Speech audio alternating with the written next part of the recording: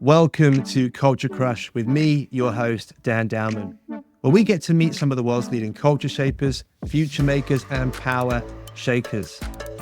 Today's episode is brought to you by Anthem, and as always, we'll be talking groundbreaking cultures, leadership challenges, and what you can do about them. Today on the show, I'm joined by future maker Kate Sotsenko. Kate, it's great to have you on the show. Hi, Dan. Thank you so much for having me on the show. It's my pleasure. It is my pleasure. And where are you joining us from today? Because Sunny Cyprus. Sunny Cyprus. Get some sun in you. I'm sure everybody listening is instantly jealous. What's it like over there at the moment? Well, it's there are not too many clouds, but it's a bit cloudy today, but usually it's very sunny. So we're lucky to have 10 months of sun every year. So that's a dream, at least for me. Yeah, it is actually, for anyone who's thinking I live like in a cave or in perpetual night, I have these blackout curtains. It is daylight outside, but the sun would interfere. Well, it's daylight, but it's not sunny. You know, here in London, it is not sunny. It is dark and cold and grey and not very pleasant. But Kate, thank you for bringing some sunshine into our lives. Kate, you've had a really fascinating career. You've kind of gone from Gucci through to hospitality, through to launching your own business, thegoodbusy.com, which is like all about leadership development and culture change. So tell us a bit more about your story, because you've got some interesting stops there on the journey. So tell us a bit about your background. My background is in client relationship management and client experience, mostly for, as you mentioned, luxury brands in retail and in hospitality.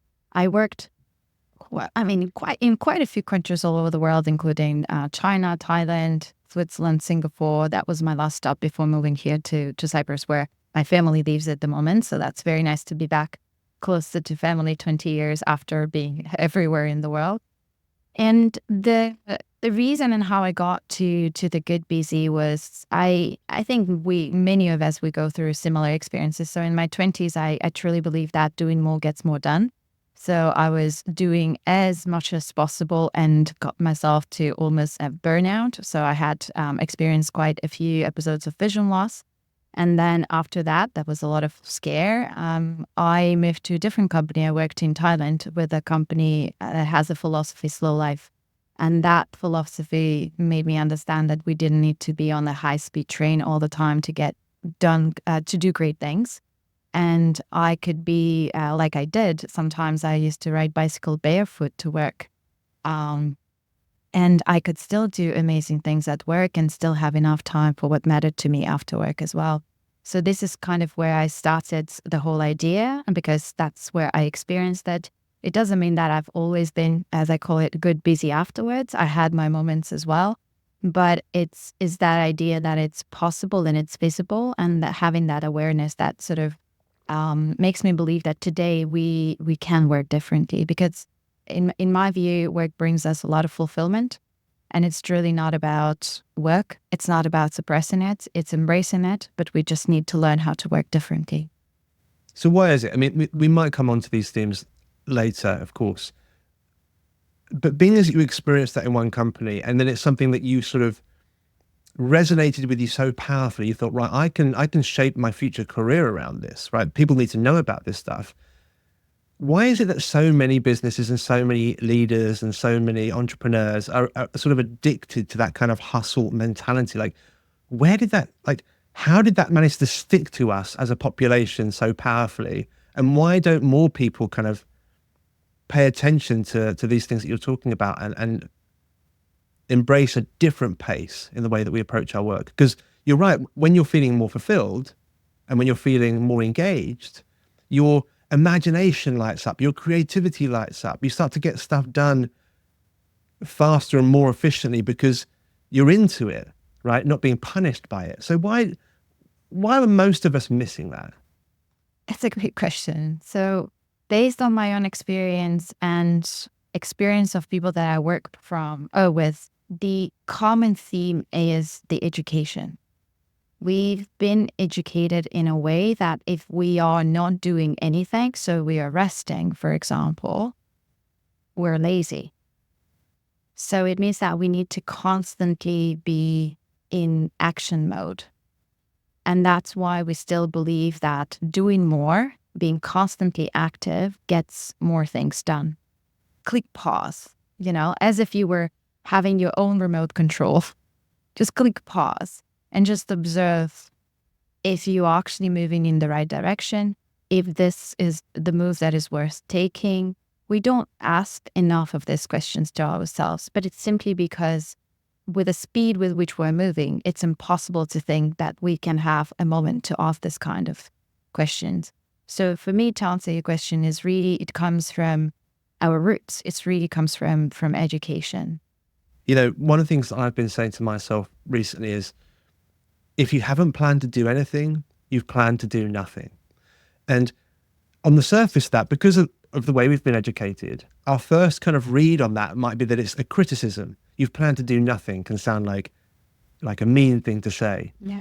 But I want to say to everybody who's going into this weekend, because we're filming this on a Friday, Yeah. and I want to say to anybody who's going into the weekend that if you're not sure what you're doing yet, that's okay. If you haven't planned to do anything, you've planned to do nothing. So when you wake up tomorrow and there's nothing in your schedule, the plan might be to do nothing. Embrace that. Make that what your decision. Don't try and fill that time. Make it okay. Make your plan to do nothing. Maybe that's going to help you get some space from the kind of chaos of life. But of course, your weekend isn't going to be like that, because your weekend is going to be directed and dominated by a 5-year-old, I hear. A 5-year-old and a 3.5-year-old, yes. And they are definitely going to dominate me, but that's going to be a fun weekend. Good, because they've planned to do everything, right? They have lots of plans. I have only one plan. I just need to be there and to make sure that I return them to their parents alive. But other than that, I think I don't have any plans, but they certainly do. As far as kind of core priorities for the weekend go, I think returning them alive is definitely a high priority. Absolutely. Now, I mean, wonderful conversation so far, and I love the challenge that we've already introduced around, are you so busy because you're choosing to be busy or need to be busy, or is that you just responding to your programming, right? There's a really important challenge there for people to listen to. But I'm curious about your career and how you knew it was time to take the leap with the good busy. Like, when did that point happen when you thought, oh, I can sort of build my own business around this? Like, I've got this amazing experience with me. I've traveled the world, and now it's time for me to write my own story rather than belonging to someone else's. Like, how did you know it was time to take the leap? Like, what was that moment like?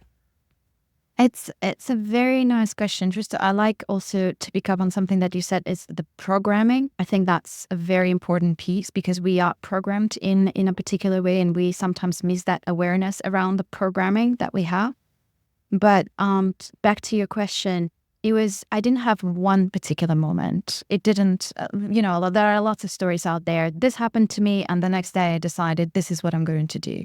That's absolutely not my story. So in my early 30s, I was working still in Thailand, and I've experienced this workshop with a professor from IMD school business school in Lausanne. And he asked us this incredible question, very, very simple question, but to me it was an incredible question. He said, what at work gives you energy? And I've never asked myself this question before. And then he went on to give a few examples how he works with very wealthy people. Their bank accounts are full and they're great at their job, but what they are doing doesn't give them energy at all. And I somehow found myself, I was relating to what he was saying in that moment, because I thought I was great at my job. I really was, but I was not feeling energy from it. It was not draining, but it was not giving anything extra to me. Just the basic that was the promise to me by the contract. So I started searching, what do I want to do? How do I get energy? And I realized that for me, energy came from when I was useful to people, when I was teaching, when I was coaching, when I was mentoring. So because I used to deliver lots of trainings in the past, I used to teach Zumba in Thailand, for example. So there are different ways of giving. And so that kind of thought stayed with me. But I didn't start to get busy at that time because it was just a thought. It was a seed that he planted in me. And then for a while, I stayed still in corporate roles that I absolutely do not regret. I learned a ton from my corporate job. But it took me some time, and this is what I call the preparation phase, when I kind of needed to consolidate the idea. And then in my last corporate job, I started noticing that people would ask me, how are you doing today? And I say, oh, I'm good, I'm busy. And people would say, oh, I'm so sorry, I know. And I started wondering, why are people apologizing? Because being busy is a good thing. It means that I'm doing something, I'm creating value, and creating impact, I'm progressing towards the goal. And that sort of question and conversations that I started having with my colleagues made me pondering around the idea. And then I came to this conclusion that maybe I have something to offer and I can offer it beyond my corporate role. So I think what you're talking about is really crucial, because we're not saying that busyness is the enemy, right? And I think that's, again, going back to programming, I think we often hear about kind of like burnout and busyness, and we're sort of it's easy for coaches, influencers, leaders to focus on burnout and busyness at a very, very surface level and say, you're too busy, as if that's the problem. Of course, that's kind of just joining in with a trend and paying lip service to this idea. Because, of course, being busy isn't the problem. It's being busy doing stuff that drains you, or being busy doing stuff that kind of sucks the life out of you, right? That's the problem. It's doing things that don't line up with your values and who you are. That's the problem. Be as busy as you like. But if you're being busy doing things that you really, really love, you're going to be coming alive every day. If you're being busy doing things that drain you, that's going to suck the life out of you. So I guess that's the whole point, right, behind the name The Good Busy, because you're saying, absolutely, hey, yeah, be busy. That's okay. yeah. But be busy doing things you love, right? Absolutely, yeah. And I like how you say it. It is indeed. It's a trend today, and it's in the headlines everywhere. Busy doesn't mean being productive. I absolutely agree. But to be productive, you need to get busy. There is no other way, right? And we just need to understand. I don't know if people ever looked in the dictionary. What does busy mean? Busy simply means occupied. And interestingly enough, it actually means giving your full attention to one particular task. So that's the thing. It's about monotasking, right? And for instance, you can, right now, are you busy? Yes, you are, because we're having a conversation. We're recording this podcast, right? Then am I going to be busy this weekend? Oh yeah, I am. I can go out with my friends. I can go, see my parents. I can't do anything else. I'm not working, but I am busy because I'm going to spend time with my niece and nephew, right? When you're cooking, you're busy as well. When you're doing yoga, you're busy as well. You're just occupied.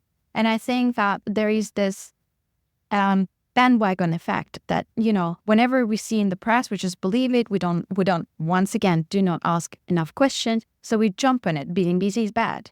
But being busy is not, as you say, is not bad. The problem is that we love being busy because we're so action biased. You mentioned earlier, if you don't have any plans this weekend, you've planned nothing. Well, I love the idea of doing nothing, but try it. Literally try it. Just for 10 minutes, not doing anything at all. It's one of the hardest things ever because we are so action biased. You'll immediately grab your phone, you'll grab your headset, start listening to the music, you'll start doing something. And that's the whole idea of busyness. It's just natural to a human being to be busy. We love being busy. We just don't love what we are busy with. And that's, to your point, is that the busyness that drains us versus the busyness that actually energizes us. There's such a huge ton of catchphrases that are kind of like flowing from this conversation, which I just love. I loved what you said before about being busy doesn't mean being productive, but to be productive, you've got to get busy. I think that is like, I need to put that on my wall. That's the kind of thing that I need to see every day. And I've written down here that, oftentimes being busy is kind of like a badge of honor, because you're right, we have this action bias. And how many times a day do we speak to people and their response, their automatic response is, oh, I'm so tired. I'm so tired. And there's almost like a sense of guilt if you're not tired these days, right? Like if you're the kind of person that says, well, I don't feel very tired. I feel kind of like free and easy.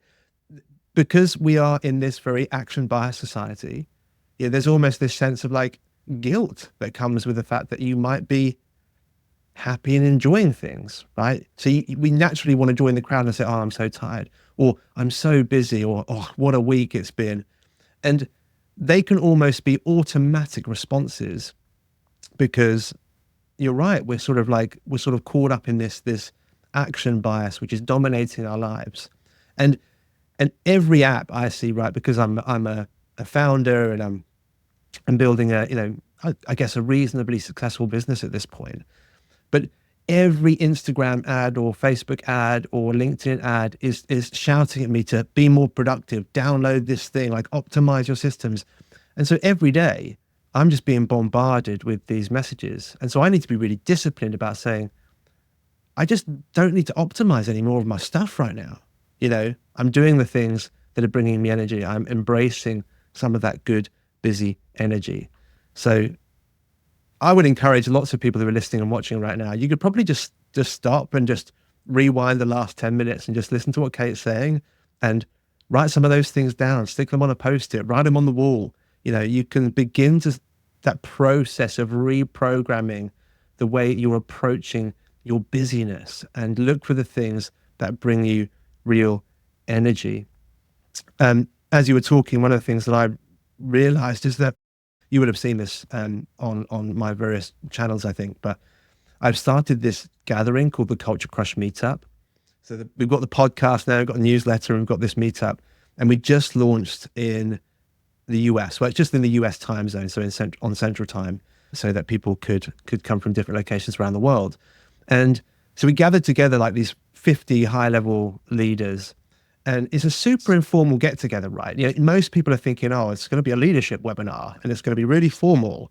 It's not like that at all. It's a gathering of what I call like-souled individuals, people who are trying to make something good happen in the world. They may be a team leader who are trying to lead transformation where they work, or they might be a founder with a big vision.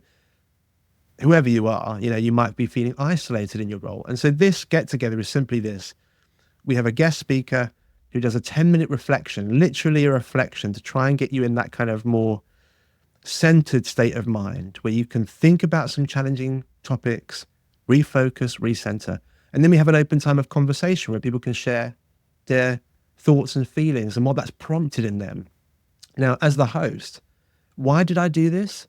I do this because it brings me energy, because I'm a founder and I get lonely and I don't have to be alone and I struggle with the same things. Now, it just so happens that I'm also a good host, so I can hold that conversation together. And I thought, well, if I feel this way, other people feel this way, why don't I just create a chance for us to get together? But I do it because it gives me that sense of the good busy. I do it because it gives me energy. We're having this conversation. I run this podcast because it gives me energy. So thank you for sort of like opening up these good vibes. Yeah. And I echo, you are a very good host. I echo you. Well, thank you. Thank you very much. Thank you so much. Now, people are going to be waiting for the practical stuff, right? So I promise everybody well, it's all been super practical so far. But let's talk for a moment about your culture crush and why you've chosen them. And as I say to every guest, when we talk about our culture crush, we're not endorsing a whole person or a whole organization. Everybody's got their issues. But there are often things that we can find that say, this, though, is a thread that I think other people should pay attention to. And I know that you've got a couple of, I think, people that you work with and that you wanted to highlight. So why don't you tell us who your culture crushes are and why you've chosen them? I actually wanted to mention two companies I worked for myself. The first one was my very first job. It was at Levi's. And I still believe that I don't know what's happening at Levi's right now. I'm not working with them right now, but maybe in the future, who knows, if someone listens to the podcast. But I still believe this is one of my, I think it's the best work experience that I had, corporate work experience that I had. I had an amazing onboarding. It's the onboarding that I had with Levi's is that experience is that I carried with me, and I created that kind of onboarding for every team member that joined my team in the future and in the rest of the companies that I worked for. But what I truly learned at Levi's at that time is, first of all, the power of conversations, and conversation starts with questions. I remember my manager, so after a year working at Levi's, he pulled me aside and he said, "How are you doing?" And I sort of answered that question. And then he said, "Where do you see yourself? Do you want to stay with us? Do you want to move? What do you want to do?" And I didn't expect that. I've been in the company for only a year, but that was a wonderful way. It was an open conversation. And I said, I love the team. I love what I'm doing here. It's interesting and gives me an interesting insight from a different perspective, because I worked a lot in retail. So it was a lot of client facing before my first job, students' jobs. And now I was in supply chain. So it was a different kind of, insight. And I said, "But you know what? I like it. It's interesting, but that's not where I want to be in the future." And he asked me, "Where do you want to be?" And I said, "I want to be in the middle. I've tried both. I want to be in the middle." And he said, "Okay, good to know. I'm going to get you there." And I loved that. It was not, "Oh, you're leaving me. You're not, you're ungrateful or anything." It was just a normal, open conversation. And so that's the culture that I wish every company and every team would have. I also believe today that companies, we often talk about companies, but companies are groups of people, right? So whenever we talk about culture, whenever we talk about company, we need to make sure that we are putting ourselves in the center of that word as well. Because very often we talk about it in the third person, "Oh, the company needs to," well, who is the company? The company is not going to do it if you are not going to do it. Right? And culture is I call it the sum of actions of everybody who works for that company. Well, you work for that company too. So what is the action that you're taking? So I think creating that open conversation, that open space for just a genuine share is something that I truly valued in Levi's. And it was my first job. I mean, we're talking about, somebody who is 20, 22 years old, and talking to a department head who had already 20 years of experience. So that's definitely something that I truly value. And the second thing about Levi's was the flexibility. So that was 17 years ago. So it's not, the flexibility that we are talking about today. At that time, I could start my job anywhere between, I think it was 6 a.m. and 9:30 a.m. So that allowed many people to avoid traffic, for example. We still had to go to the office. We didn't really work from home at that time. But, and then according to that, I could leave at any time. I used to start my work at 7 a.m. and I would leave work at 4 p.m. That would give me a huge amount of time to do anything else that I wanted with my life. And, my job was also very cyclic. So I couldn't do certain tasks on a Monday, for example, even if I had time, because systems were running. So it didn't matter, for example, if I had extra time at work, I couldn't go ahead with my work. I still needed to do it every single day. But the interesting thing, for example, if on Friday I finished my work at 10 and everything was done and ready for the next operational cycle, I'm not going to go too much in detail, I could leave. My boss said, "Are you done? Done. Go. Enjoy." And I loved that. And then we had moments where we needed to stay longer, but I never felt like, it was always a give and give. It was never, I take. And that's why I truly believe that that's one of still the best experiences that I ever had. And the second company I'll mention briefly, I worked for a resort in Thailand. We had resorts in the Maldives and in Thailand. And the philosophy of that company was slow life. And that's truly the philosophy that we're missing today in every single workplace. We are rushing. We're going too fast. We're sprinting. But there is a reason why sprints, when athletes run sprints, they're shorter distances and marathons are longer. But they take time and they slow down. The pace is much slower. But we don't realize that in the workplace, that we are not running sprints. We do have sprints, of course, but mostly we're running the marathon. So we need to slow down. So that's the culture that I think we need to consider and to bring also to different workplaces. I love that. And what's the slogan again? Sorry. Slow life. Slow life. I love Yeah. that. In my mind, I've been thinking about slow social, about how we can bring a more leisurely pace to our social world as well. I mean, I loved what you were saying about Levi's particularly, because that boss who said to you, "I'm going to get you there." Yeah. Right? What do you want? And I'm going to help. I'm going to help get you there. There was no sense of ego that comes with that. There's no sense of like you said, you're not like they were frustrated that you wanted to leave them or something like that. They didn't take what you'd said as a personal challenge about their leadership style. They were solely focused on helping you achieve the things that you wanted to achieve. And of course, what does that give you? It gives you a sense of ownership. It gives you a sense of, I've got skin in the game here. I'm connected to our bigger vision as an organization because my sense of autonomy is celebrated. My sense of ambition is embraced. So naturally you think, right, I want to give to this thing because they care about me. Right? Again, if you're a leader listening to this, you could probably just take that one thought right there and take that into the rest of your working day and into the weekend. But such great examples. And thank you so much for diving into those stories. Now, having traveled the world and had so many incredible experiences and spent time in the Maldives as well, my levels of jealousy just keep increasing. But you've seen a lot of the corporate world and you've seen a lot of leadership, and you've seen, undoubtedly, there's some really great examples there of cultures that you admire. You've definitely experienced some cultures in your career that you're like, oh, that's not so great. But from your vantage point now, as a coach in this area, as a culture shaper yourself, what are some of the leadership challenges that you see at the moment? I mean, and we may have already talked about this, like we've been kind of circling some of these issues throughout this conversation already. But what are one of the challenges that you see at the moment? And whilst you talk us through that, think about the solution. Like, if a leader is listening to this right now and resonating with some of the things that you're saying, what can they do about that challenge? Like, what's the practical action they can take?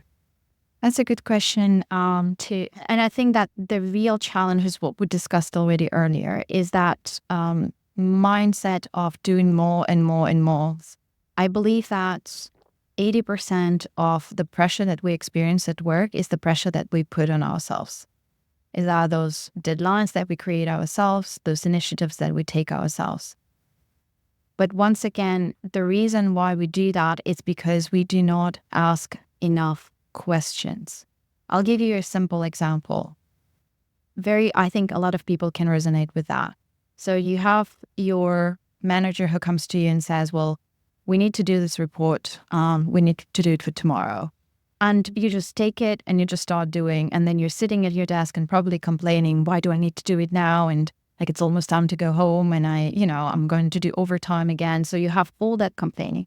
And all that you need to do is just to ask a question. Who is it for? And what's the reason we need it for tomorrow? What is the priority? I've been working all day on this report. Which one is more important? So we just need to have those conversations that we don't necessarily have in the workplace. And those questions, there's a great quote from a book called The Coaching Habit. Maybe you're familiar with the book. It says, questions help us to say yes more slowly. And I love that quote because I was talking to someone recently and they asked me a question. Well, if an employee asked questions to their managers, they probably feel like the manager feels like they're challenging them. And I said that this is the mindset that we need to change. Questions are not about challenge. Questions are about having a conversation. When I ask you a question, I can understand this task at hand better. And then it means that I can do it better. I will find a better solution for it instead of me just doing a random task, how I envision that should look. And at the end, it will turn out not something that you expected and needed. So I think that the challenge that we have here at hand, and all leaders have it, is that their to-do lists are endless, but not everything on that to-do list needs to get done. And that's the idea of transforming that to-do list into the must-dos and leaving the rest. I really love the practical simplicity of what you're talking us through. Because I think you're absolutely right that most of the time we have like this call and response relationship with our boss or with our to-do list, where we receive the message, as you said, you've got to complete this report, and we immediately go to work, right? We Yeah. just react. Yeah.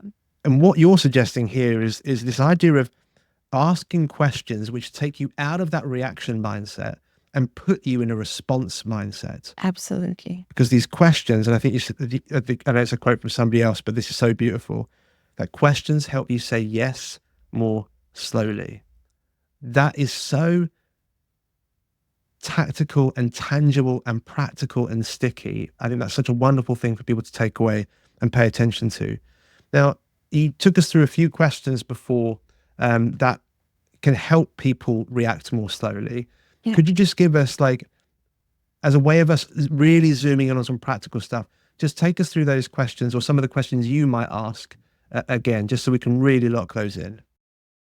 So I want to share a little. It's a very simple framework that people can use to understand if the task is worth doing or not.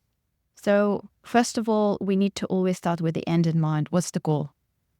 That's the problem that we have today. And I think that was a Microsoft report that said that the second problem to productivity that we have in the workplace is the lack of clear goals. We either don't have goals, or we have too many goals, or we have ineffective goals. These are the three things that we need to address with goals, but that's for another time. So first, just start with one goal, right? I usually have a weekly goal. Start from there and go to your to-do list, and you can design a 2x2 framework. So one X is about impact, and the other one is about the effort, right? So you need to ask yourself a question. If this is a task that is low effort, what kind of impact does it create? Is it high impact? It's absolutely worth doing. It's low effort, high impact, right? It will lead you straight to your goal, or it will help you make a huge leap towards your goal. Then you have another question. Well, if this task is low effort but low impact, do I need to do it? Well, maybe, but do I need to do it immediately, or should I prioritize the low effort, high impact task, right? And then the same thing, if you have high effort, but then you have low impact task, well, that's a no. That's a clear no. It's not going to stay on your to-do list. It's a no. You're just deleting it right away because it's absolutely not worth doing. And many tasks on your to-do list will actually fall into that category. Okay. And then the last one, if you have high effort but high impact, then of course it's not something that you can do immediately, but it's something that requires a bit more planning, but it's absolutely worth doing as well. So this is a very simple framework to go through your to-do list, to turn it from to-do list to a must-do list. There is a huge difference between these two. And you will see that how easily you can actually remove so many tasks from your to-do list. I think that's such a great transition. How to move from your to-do list to your must-do list. And I love that really simple framework for how people can start engaging with that. And my sort of suggestion to anybody who's tuning in is that any framework takes practice, right? You just got to start giving that a go and maybe give it a few days, maybe give it a week, just to kind of keep going through that process. And I think, because it is a really straightforward process, but you've got to kind of get your mind in the right state of mind to be able to really engage with it and make it powerful. So I want to challenge anybody to just lean into that for a few days and just see how that goes for you, and see if you can transform your to-do list into a must-do list, and then see how much time does that give you back. Absolutely. Like, how much flexibility does that create in your day? Does that slow your pace down to a marathon pace? And all of a sudden you think, I mean, I'm not saying that marathons are leisurely, right? I mean, they're incredibly hard work, but if that slows your pace in a way that is better for your rhythm in life, does that create more space for creativity and innovation? Do you find that your mind starts like coming up with different ideas and ways of looking at things because it's got room to breathe? I think that's the kind of stuff that you can look forward to if you can move from your to-do list to your must-do list. I think that's amazing. Now, we love to finish every episode with just one thing for people to focus on. And we may have already covered this, so feel free to kind of double down on something you've already said. But what would be your one thing that you'd like if people take away anything from this episode, what's the one thing that you would like them to focus on? I think we need to change mindset about productivity. So productivity is not about doing more. It's about knowing what and when to stop doing. Productivity is truly about elimination first and foremost. So that's, if people could take one thing away from this episode, I would definitely go ahead with this one. It's elimination. Just focus on what is not worth doing, and you'll find so much time in your schedule because you're actually doing only the things that truly create impact. I think that's such a countercultural idea. Mm. Stop focusing on all the things you've got to do. Focus instead on all the things you could eliminate, right? Just start there today and see what happens. Kate, I have to say, it's been such a wonderful conversation. So rich with ideas and little takeaways and things that people need to write down. And as I say, stick on a post-it, stick on the wall. So inspirational. And I just want to say a massive thank you for making some time for the show. And let's make sure we speak again soon. Absolutely. We're definitely going to speak again soon. And thank you everyone for listening. It was a pleasure. Thank you. And that's a wrap for today's episode of Culture Crush. If you've enjoyed your time with us, please like and subscribe wherever you're listening from. And if you're a Culture First leader, be sure to visit anthem.oo because we've got lots in common. See you next time.